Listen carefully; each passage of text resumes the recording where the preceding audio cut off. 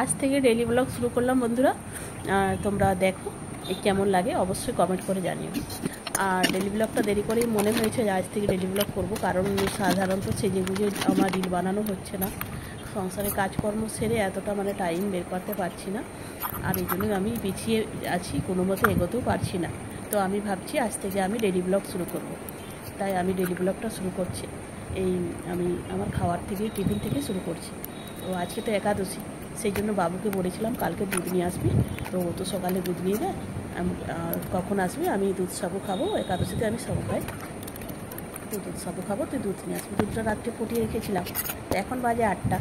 সেই কারণে এমন একটা অভ্যাস হয়ে গেছে যে সব কিছু আমি সহ্য করতে পারি এবং মেনে নিতেও পারি। কোনো কিছু নেই তো নেই, এটা হয়নি তো হয়নি, এটা এখন নেই তো নেই, খিদা পাচ্ছি বানিয়ে নিলে বাচ্চাগুলো এরকম টাইপের থেকে থেকে আমরা মিষ্টি এটা ওটা এবং আমার ছেলেরা যেটা হয় বাড়ির মধ্যে বানিয়ে কারণ সব কিছুটা বাজার থেকে কিনে কোনো দায় দেয় পারে না, যেটা আমাদের নিত না দরকার। আর সেইগুলো দেখে দেখে তো আমি সেইভাবেই এমন অভ্যস্ত গেছি, এমন সহনশীলতা, এমন সহ্য গুণ এসে গেছে, এমন আমি সহ্য করতে করতে এরকম হয়ে গেছে। সবাই কলেজে পড়ে, তো আমি ভাবলাম যে ছেলেকে ইনকাম করে আর প্রেশার দিয়ে কি করবো, যা প্রতিদিন গাড়ি চালাই এরকম না। ছোট বাবু প্রতিদিন, আর বড় ছিল ওই রকম কষ্ট, ওর ছোট থেকে দেখেছি মাটি করেছে, শাসন করেছে 3 ঘন্টা 3.5 ঘন্টা। যখন মামা বাড়িতে থাকতো সেখানেও মাসে 9,000 টাকা অনেক কিছু দেখেছে, কাজ থাকে না সেদিন পায়। ও এক কথায় একটা লোহাকে যেমন আগুনে পুড়িয়ে পিটালে অস্ত্র তৈরি হয় পিটালে, আর বড় বাবু তখন আমার বড় ছেলেটি এত কষ্ট এত কিছু দেখেছে জীবনে, যদি ও যেন একটা অস্ত্র তৈরি হয়ে গেছে, আগুনে পুড়ে পুড়ে পিটে পিটে এমন ভাবে অস্ত্র যায় না, কারণ ও আরেকটা লাইন নিয়ে জীবনে কোনো কিছুতে হারবে না। আর এটাই যে ও কেউ ঠকাতেও পারবে না, বড় ছেলে চালিয়ে, আর ও কারোর সাথে না গাদ্দারি করবে না, ওর কেউ গাদ্দারি করে নিয়ে যেতে পারে তখন বাদ এরকম টাইপের। আর খুব নিজেকে নিজে খুব এই লাইনটাতে শ্রদ্ধার জায়গায় রাখে এবং নিজের ইজ্জতটা হচ্ছে যে ভালো ধ্যান দেয়, যে কোনো কারণে না ইজ্জত ক্ষতি হয়ে যায়, কোনো কারণে না আমার সম্মানে আঘাত লাগে, আমার মায়ের কোনো সম্মানে আঘাত লাগে। যখন আমার এত কষ্ট, এত কিছু, স্বামীর বাড়িতে এত যন্ত্রণা, আমি এখন এক কথায় পুরো ভুলে গেছি। একটু বাড়িতে ছিল আমার যে দুটো ছেলে ভগবান ছিল বাড়ির মধ্যে, সবার আশীর্বাদে আমি পেয়েছি। তারা মানুষ হিসাবে এতটাই ভালো এবং এতটাই তারা যেখানেই যায়, ছোট বাচ্চা, একজন 18 একজন 22, কিছু হলেও তারা এতটা সম্মান পায়। এখন তাদের মধ্যে তো নেই, আর কখনো কোনো নোংরামি ভাষা বা নোংরামি আচরণ তাদের মধ্যে এখনো অব্দি দেখা যায় না। মানুষে বলে আমি তো আমার ছেলে, আমি তো সর্বদাই ভালোই বলি। একা মানুষ তো যত কোনো না কোনো কাজের মধ্যে থাকি তত ভালো থাকি, এটা দেখে ভালো লাগে যে মানুষ, আমি যদি মরেও যাই এরা অন্তত ভালো থাকবে, কারণ এরা নিজেরা যেভাবে তৈরি হয়ে গেছে, অবশ্যই সেটা তার গার্ডিয়ান আমি ছিলাম। গাড়ি চালানো এটা কি দেখে হয়েছে, কি এটা তো বিপজ্জনক কথা নিজে বলতে পারবো না, যে হয় ছেলে হিসাবে যথেষ্ট তারা ভালো, নাহলে বিপদে যাবে, আরো আশা করবে যে তারা আরো ভালো মানুষ হতে পারে, মানুষ হিসাবে আরো ভালো মানুষ নেই, যে দুর্ঘটনা হলে আরো অনেক কিছু অনেক কাজ বাকি। আমি তো ছেলেদের এটাই বলি, নিজে রোজগার করে নিজে খেলে হবে না, নিজে রোজগার করে মাকে খাওয়াবো, আমার বউ বাচ্চা দেখবো, এটা করলে হবে না। তুমি রোজগার করে তোমাকে তোমার পরিবারও দেখতে হবে, পাশের পরিবার কেন খেতে পারছে না, কতটা ওই শত্রুর সাথে, সেটাও তুমি যদি শেয়ার করে দিতে পারো, সেটাও আমি খুশি হব, যে আমি একজন সন্তানের মা, যে সন্তানটা অন্যের যাই পাশে দাঁড়িয়েছে। অবশ্যই কোনো স্বার্থ ছাড়া, কোনো স্বার্থ যেন না তোমার তাদের মধ্যে থাকে, যে তোমার একটা কোনো স্বার্থ আছে, যে আমি যা অত্যাচারে দাঁড়িয়েছি, আমি বললেই আমার জীবনটা আটকে ওঠে। এই যে এখন তুমি ওদের দেখছো, এটা যেন না হচ্ছে, আমি দেখলে আমি আটকে উঠি। তো ছেলেরা এই জন্য যেতাম, যত কষ্ট যদি আমি ওখান থেকে না বেরিয়ে ডাল না থাকে, আলু সেদ্ধ আজকে আমি বেরিয়ে, সেটাও ওরা কিন্তু খুশিতেই খায়। আর যদি ছেলেরা শাক যখন বেরিয়ে, সেটাও এখন আমার ছোট ছেলের বয়স ছিল 10, আর বড় কখনো কারো বাড়িতে খুশি করে খেতে ডাকে, সেটা ওরা দুঃখ পায়। এ কারণে যে মানুষ তো খেতে ডাকে, পিছনে আবার বলবে যে আমি পেট ভর্তি করে ওকে এটা ওটা খাওয়ালাম, জানি না যে ওরা যেতেও চায় না কারো বাড়ি, যে আমাদের যেমন আছে আমরা তেমন খাবো, তেমন থাকবো। তো আমি যদি বড় জানতাম তাহলে তৈরি হবো, ভালোভাবে মানুষের বাঁচবো, ভালো মানসিকতার মানুষ হবো, এসব বুঝতে পারতাম না। আমি শুধু জানতাম ওদের বাড়িতে খুব একটা যেতেও চায় না, আর খেতেও চায় না, আর খাবে কি, কোথাও কোনো খেলে তো মানুষের নজরে লেগে যায়। কারণ ছেলেরা ডাল ভাত খেলো, ফ্যান ভাত খেলো, ছেলেদেরকে ভগবান সুস্থ রেখেছে এবং একটা সুন্দর শরীর তাদেরকে দান করেছে, যেটা আমরা তো কেউ কিছু করতে পারি না, এটা ভগবানেরই হাত। ভগবান না গড়লে, না সৃষ্টিকর্তা না সৃষ্টি করলেন তো আমরা তো এরকম হতে পারবো না, সৃষ্টিকর্তা এইভাবে সৃষ্টি করেছেন, তাই সেটাও আবার মানুষের নজর লেগে যায়, সেটাও আবার মানুষ বলে কি খাসরে তোরা, তোদের এত সুন্দর শরীর, এত সুন্দর বডি, এত কী করে বানিয়েছিস। আরে বাবা, কিছুই করে বানাতে হয় না, যে বলে না যার কেউ নেই তার ভগবান আছে। যে অসহায় মা, দুঃখিনী মায়ের সন্তান, যে সন্তান তো কখনো ডাল জোটে না, চাল আলু সিদ্ধ খায়, কখনো পোকা কন্ট্রোলের চালের ভাত একবেলা রান্না করেছি 3 বেলা খেয়েছে। সময়ে এমনও হয়েছে যে আমি খাই না, ওদেরকে দিয়েছি এবং ওরা বলছে মা আর 2টি দাও। তখন আমি যখন কিছু দিতে পারছি না, আমার ডিবায় মুড়িও নেই আর ভাতও নেই, তখন আমি বলছি আমাকে খেয়ে নে, আমি কি করব, আমি যতটা পেরেছি দিয়েছি। মানে এরকমও দুঃখ আমার জীবনে গেছে, অবশ্য সেটা বাপের বাড়িতে থেকে। আর শ্বশুর বাড়িতে তো চাষি বাড়ি ছিল, কোনো অভাব ছিল না, কিন্তু মানসিক শান্তির অভাব ছিল। হ্যাঁ, একটা সময় ওনাদের খুব অভাব ছিল, কিন্তু জানি না কি কারণে উন্নতি হয়েছিল, পরের পর একটা বিজনেস, আমি নিজের কথা বলতে চাই না, তো বিজনেস হয়েছিল আর প্রচুর উন্নতিও হয়েছিল, কিন্তু আমি উন্নতি করার পরে আমাকে চলে আসতে হয়। তো আমি উন্নতি করছি না, জাস্ট কি করে কখন যে কি হয়, ভগবান যে কার দ্বারায় কি করায় তা জানি না।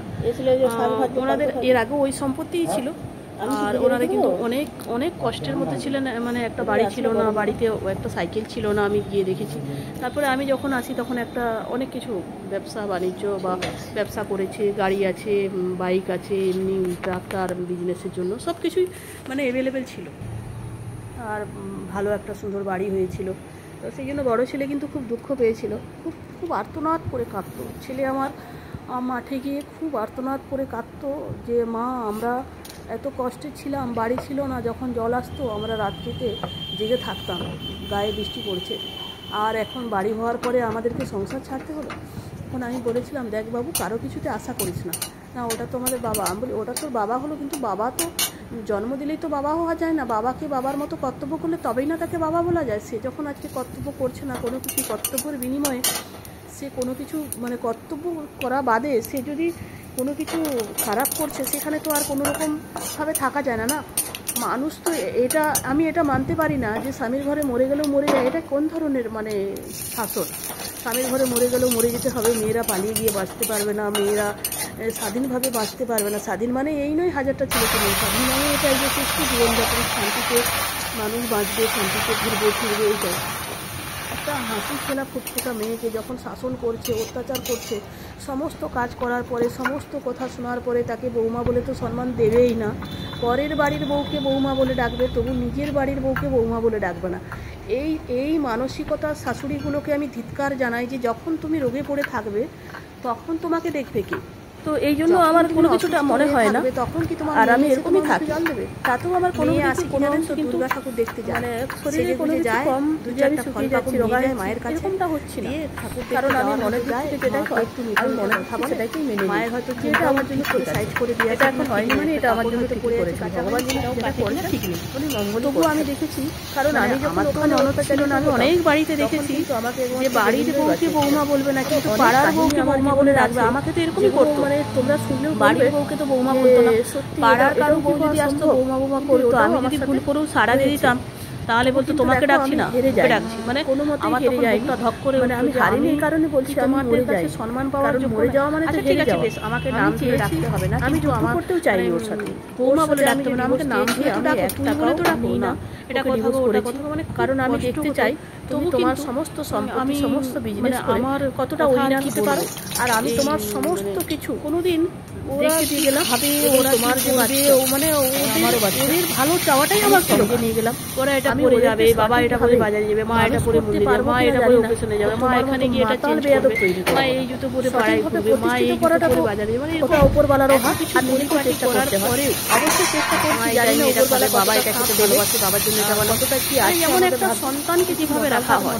আমি বয়সে ভগবান আমাদের বয়সে বিয়ে হয়েছিলাম সব কথাই, যেটা ওরা শিক্ষা দিয়েছে বা যেটা আমি মাথা দিয়ে বুঝেছিলাম, তখন পরে আমি প্রচুর বাংলা মুভি দেখতাম, আর বাংলা মুভিতে আমি দেখতাম কারণ যারা তারা কিছু বই না, কারণ আমার মাথা মধ্যে বাড়ির মানুষ যে আমি মানুষ নিজের নেচারটা খারাপ করেছি এবং আমি একটা ভালো বৌমা হবো, অনেক ভালো বউ হবো, ভালো মা হবো, মানে দেখতে দেখতে না সুন্দর জীবনযাপন করবো, এরকম একটা আমার মনের মধ্যে আমি মানসিকতা ছেড়ে যাইনি। আর কিন্তু আমি সেটা ওনারা যে কেন এরকম করছেন সেটারও কারণ আছে, কিন্তু আমি আবার মনের মধ্যে আমার এইটা আছে কিন্তু ওটা আমাকে উঠে দাঁড়াতেই হবে, আমাকে চলতেই হবে, আমাকে বাঁচতেই হবে। এইভাবে গল্প করতে আমাকে জীবনটা তো এত সহজে শেষ করে দেবো বললে হয় না। জীবনটা তো জীবন, জীবনটা তো ওর জন্য আমার জন্ম হয়েছিল না। আমার জীবনটা আমার মা বাবা আমাকে অনেক কষ্ট করে বড় করেছে, আর আমি তো আমার জীবনটা আমি আমার মতো করে দেখবো। জানি না, আমি কখনো বলাই হয় না যে বাদাম নিয়ে আসবে, ওর জন্য বাদাম নিয়ে আসতে খাবার তো বেটে গেল, সেই জন্য আমাকে খিদে পেল না, আমি এইভাবে জল খেয়ে গ্লুকন্ডি জল এটা অনেক পারি। আমিও কাটিয়ে ভাবি না ছেড়ে দেবো কাটাতে, মানে সইতে সইতে এমন হয়ে গেছিল আমার জন্য, আমি মানে সইতে সইতে বলে অনেক ঘুম ছিল হয়ে যায় ভাইদের বাবার বাড়ি হয়ে গেছি। আমি তো ঝুড়ি মানুষ, কষ্টটা কষ্ট নয় ছিল, আঘাতটা আঘাত নয়, ওর মধ্যেই মাছ খেতে থাকতাম। যেখানে বাবা মা নেই না সেখানে আর কিছু চলে না, কিছু চালাতে গেলেও হয় না, আর এই হচ্ছে ব্যাপার।